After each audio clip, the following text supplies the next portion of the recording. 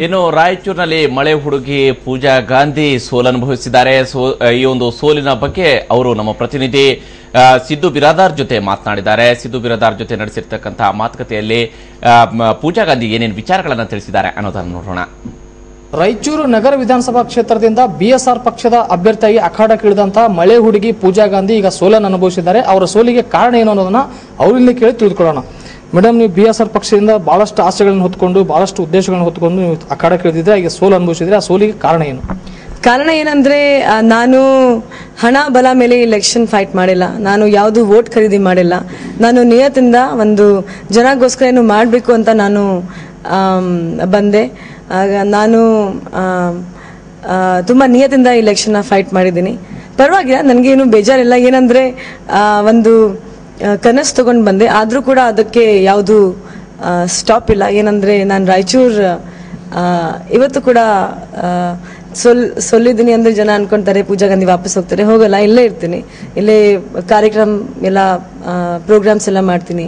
ಆಮೇಲೆ ಇಶ್ಯೂಸ್ ತಗೊಂಡು ಕೆಲಸ ಮಾಡ್ತೀನಿ. ಮಹಿಳೆಯರಿಗೋಸ್ಕರ, ಮಕ್ಕಳಿಗೋಸ್ಕರ, ಎಜುಕೇಷನ್ ಮೇಲೆ ಅವೇರ್ನೆಸ್ ಪ್ರೋಗ್ರಾಮ್ಸ್ ಮಾಡ್ತೀನಿ. ರಾಯಚೂರು ಜನತೆಗೆ ನಾನು ಏನು ಪ್ರಾಮಿಸ್ ಮಾಡಿದೆ ಅದನ್ನು ನಾನು ಫುಲ್ಫಿಲ್ ಮಾಡ್ತೀನಿ. ಆ್ಯಂಡ್ ಸೋಲೋದು ಗೆಲ್ಲೋದು ಅದು ಜೀವನದಲ್ಲಿ ಇದೇ ಇರುತ್ತೆ. ಇದು ನನಗೆ ಮೊದಲನೇ ಸತಿ, ಇದು ಒಂದು ದೊಡ್ಡ ಎಕ್ಸ್ಪೀರಿಯನ್ಸ್ ಆಗಿದೆ ನನಗೆ. ಈ 1 month ಅಲ್ಲಿ ನಾನು ತುಂಬ ಕಲ್ತಿದ್ದೀನಿ. ತುಂಬ ಜನ ಈಗ ನೀವು ಹಣ ಬಲ, ತೋಳ್ಬಲ ಮತ್ತೆ ಇದು ಮದ್ಯದ ಬಲದ ಮೂಲಕ ಬೇರೆಯವರೆಲ್ಲ ಗೆದ್ದಿರಬಹುದು ಅಂತಕ್ಕಂಥ ಊಹೆ ಮಾಡ್ತಾ ಇದ್ರಿ. ನೀವು ಯಾರಿಗೂ ಹಣ ಹಂಚಿಲ್ಲ, ನಿಯತ್ತಿನಿಂದ ನೀವು ಚುನಾವಣೆ ಮಾಡಿದಿರಿ ಅಂತ ಹೇಳ್ತೀರಿ. ಅಂದ್ರೆ ಬೇರೆ ಗೆದ್ದಂತ ಪಕ್ಷಗಳೆಲ್ಲರೂ ಅಕ್ರಮ ಗೆದ್ದಾರ ಅಂತ ಹೇಳ್ತಾರೆ. ಅದು ಖಂಡಿತ. ನಾನು 1 ರೂಪಾಯಿನೂ ಯಾರಿಗೂ ವೋಟರ್ಸ್ಗೆ ಕೊಟ್ಟು ನನಗೆ ವೋಟ್ ಕೊಡಿ ಇದು ಈ ತರ ನಾನು ಏನೂ ಕೆಲಸ ಮಾಡಿಲ್ಲ. ನಾನು ಮುಂದೆ ಕೂಡ ಮಾಡಲ್ಲ. ಆಸ್ ಎ ಯೂತ್ ಇವತ್ತು ನನಗೆ ಒಂದು ರಿಕ್ವೆಸ್ಟ್ ಇದೆ ಎಜುಕೇಟೆಡ್ ಎಲ್ಲ ಜನಗೆ. ಏನಂದ್ರೆ ಅವರೆಲ್ಲರೂ ಯೋಚನೆ ಮಾಡ್ಕೊಂಡು ವೋಟ್ ಹಾಕಿದ್ರೆ ಏನಂದ್ರೆ ಇಗ್ನಾರೆನ್ಸ್ ಇರಬಾರ್ದು. ಏನಂದ್ರೆ ಯಾರಾದ್ರಿಗೆ ಏನೋ ಒಳ್ಳೆ ಕೆಲಸ ಮಾಡ್ಬೇಕು ಅಂತ ಆಸೆ ಇದೆ. ಅಟ್ಲೀಸ್ಟ್ ಪಾಪ ಯಾರು ಓದಿಲ್ಲ ಅಂತ ಅವ್ರಿಗೆ ನಾವೇನು ಹೇಳಕ್ಕಾಗಲ್ಲ. ಆದ್ರೆ ಯಾರು ಓದಿದೋ ಅವರಿದ್ದಾರೆ ಅಂದ್ರೆ ಅವರು ಒಂದು ಸ್ಟೆಪ್ ಮುಂದೆ ತಗೊಂಡ್ರೆ ಖಂಡಿತ ಬದಲಾವಣೆ ತಗೊಂಡ್ ಬರ್ಬೋದು. ಅದ್ರ ಜೊತೆಗೆ ಆಸ್ ಅ ಯೂತ್ ನಾನು ಇಂಥ ಕೆಲಸ ಮಾಡಲ್ಲ. ನಾನು ಫೈಟ್ ಇವತ್ತು ಮಾಡಿದ್ದೀನಿ, ನೆಕ್ಸ್ಟ್ ಟೈಮ್ ಕೂಡ ಇದೇ ರೀತಿ ಮಾಡ್ತೀನಿ.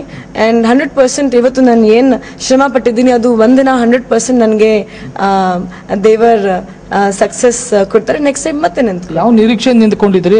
ಪ್ರಾರಂಭದಲ್ಲಿ ಪೂಜಾ ಗಾಂಧಿ ರಾಯಚೂರಲ್ಲಿ ಯಾಕೆ ನಿಲ್ತಾರ ಅಂತಕ್ಕಂಥದ್ದೇ ಬಹಳಷ್ಟು ಗೊಂದಲ ಇತ್ತು. ಸೊ ಯಾವ ಕಾರಣಕ್ಕಾಗಿ ನಿಂತಿರಿ ಅಂತಕ್ಕಂಥದ್ದು ಇವತ್ತಿಗೂ ಒಂದ್ ಮಾತು ಹೇಳೋಕೆ ಇಷ್ಟಪಡ್ತೀನಿ.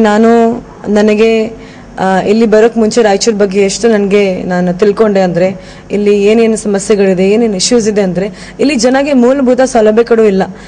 ಓಕೆ, ನನಗೆ ಇಲ್ಲಿ ಬಂದ ಮೇಲೆ ನಿಜವಾಗ್ಲೂ ನಾನು ಯಾವ್ದು ಕ್ಷೇತ್ರ ತಗೊಂಡು ಬ್ಯಾಂಗ್ಳೂರಲ್ಲಿ ನಿಂತ್ಕೋಬಹುದಾಗಿತ್ತು. ಆದ್ರೆ ನನಗೆ ಇಲ್ಲಿ ಒಂದು ಜನದು ವಾಯ್ಸ್ ಆಗ್ತೀನಿ ಅಂತ, ಒಂದು ಧ್ವನಿ ಆಗಿ ನಾನು ಕೆಲಸ ಮಾಡ್ತೀನಿ ಅಂತ ಅನ್ಕೊಂಡೆ.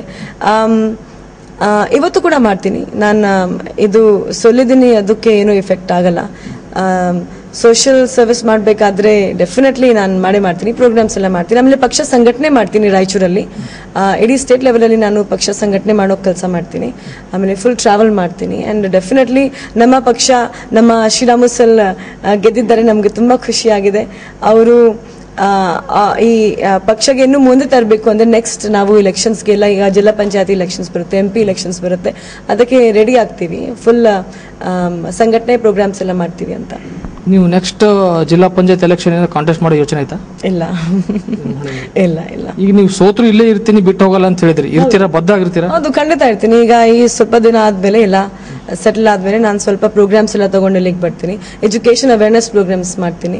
ಅಂಡ್ ಎಜುಕೇಶನ್ ರಾಯಚೂರಿಗೆ ತುಂಬಾ ಬೇಕಿರುವಂತ ವಿಷಯ. ಒಂದು ಮಾತಾಡೋಕೆ ಇಷ್ಟಪಡ್ತೀನಿ. ಎಲ್ಲಿ ಹೋಗಿದ್ದೀನಿ ಇಲ್ಲಿ ಕಷ್ಟ ನನಗೆ ಅಟ್ಲೀಸ್ಟ್ ಒಂದು ಹೇಳಬೇಕು ಅಂದ್ರೆ ಜನಗೆ ದಯವಿಟ್ಟು ಮೂಲಭೂತ ಸೌಲಭ್ಯಗಳು ಕೊಡಬೇಕು. ಅವ್ರಿಗೆ ಫಸ್ಟ್ ಅವ್ರಿಗೆ ಎಷ್ಟೋ ವಿಷಯಗಳು ಗೊತ್ತಿಲ್ಲ. ಜನಗೆ ಇಲ್ಲಿ ಇಷ್ಟೊಂದು ಬಡತನ ಆದ್ರೆ ಜನಗೆ ಗೊತ್ತಿಲ್ಲ ಎಷ್ಟೋ ವಿಷಯಗಳಂತ. ಸೊ ಆ ವಿಷಯಗಳಲ್ಲಿ ಜನಗೆ ಅವೇರ್ನೆಸ್ ಕೊಡಬೇಕು ಅಂತ ನನ್ನ ಗುರಿ ಇರುತ್ತೆ. ಖಂಡಿತ ಅವ್ರಿಗೆ ಅವ್ರವ್ರ ಹಗ್ಗದ ಬಗ್ಗೆ ಗೊತ್ತಿದ್ರೆ ಡೆಫಿನೆಟ್ಲಿ ಈ ಸಿಚುವೇಶನ್ ನಾವು ತುಂಬಾನೇ ಇಂಪ್ರೂವ್ ಮಾಡ್ಬೋದು. ಆಮೇಲೆ ಹಿಂದುಳಿದ ಪ್ರದೇಶ ಹೇಳ್ತಾರೆ, ಅದಕ್ಕೆ ಒಳ್ಳೆ ಒಂದು ಸಿಟಿ ಮಾಡ್ಬೋದು. ಒಟ್ಟಿನಲ್ಲಿ ಚುನಾವಣೆಯಲ್ಲಿ ನಡೆದಂತ ಅಕ್ರಮಗಳಿಂದಾಗಿ ತಾವು ಸೋಲು ಅನುಭವಿಸಿದೀವಿ. ಆದ್ರೆ ಸೋತ್ರು ಸಹ ರಾಯಚೂರನ್ನ ಬಿಟ್ಟು ಹೋಗಲ್ಲ, ಪಕ್ಷ ಸಂಘಟನೆಗೋಸ್ಕರ ರಾಯಚೂರಿನಲ್ಲಿ ದುಡಿತೀನಿ ಅಂತಕ್ಕಂಥ ಮಾತನ್ನ ಪೂಜಾ ಗಾಂಧಿ ಅವರು ಹೇಳ್ತಾ ಇದ್ದಾರೆ. ಕ್ಯಾಮರಾಮನ್ ನರೇಶ್ ಜೊತೆ ಸಿದ್ದು ಬಿರಾದಾರ್, TV9 ರಾಯಚೂರು.